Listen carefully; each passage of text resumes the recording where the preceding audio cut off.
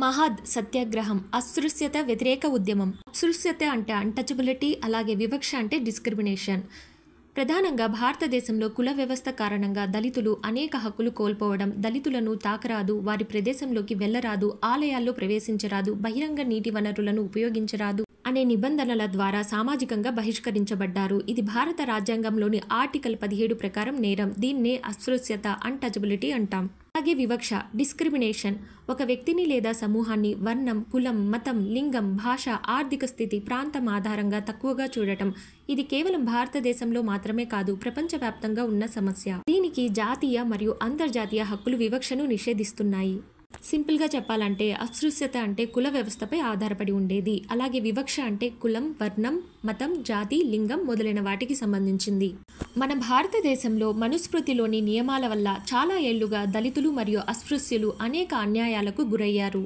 అవి ప్రధానంగా వాటర్ ట్యాంకులు, దేవాలయాలు, విద్య మరియు ఇతర సామాజిక హక్కుల నుండి వంచడం. 1927 నాటికి బ్రిటిష్ ప్రభుత్వం అన్ని వర్గాల వారికి పబ్లిక్ వాటర్ ట్యాంకులను ఉపయోగించుకునే హక్కును ఇచ్చినా అధికార వర్గాలు మరియు ఉన్నత కులాలు దళితులను నీటిని తాగనివ్వలేదు. డాక్టర్ బిఆర్ అంబేద్కర్ గారు మహారాష్ట్రలోని మహద్ పట్టణంలో దీనిని వ్యతిరేకిస్తూ మహద్ సత్యాగ్రహం చేపట్టారు. 1927 మార్చి 20న దళితులతో కలిసి చావ్దార్ తాలే పబ్లిక్ వాటర్ ట్యాంక్ వద్ద నీరు తాగారు. ఇది భారతదేశంలో అస్పృశ్యతకు వ్యతిరేకంగా జరిగిన మొదటి పెద్ద ఉద్యమం.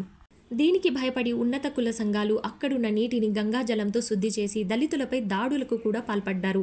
అయితే ఈ ఉద్యమం భారతదేశంలో అస్పృశ్యత నిర్మూలనకు మార్గం వేసింది. కాబట్టి 1950లో భారత రాజ్యాంగం అమలులోకి వచ్చిన తర్వాత అస్పృశ్యత అనేది నేరంగా మారింది. ఈ సంఘటనకు గుర్తుగా ప్రతి సంవత్సరం మార్చి 20ను సామాజిక సాధికారత దినోత్సవం, సోషల్ ఎంపవర్మెంట్ డేగా జరుపుకుంటాం. మన హక్కుల కోసం పోరాడిన మహనీయులను గుర్తించుకోవడం మన బాధ్యత. Thank you.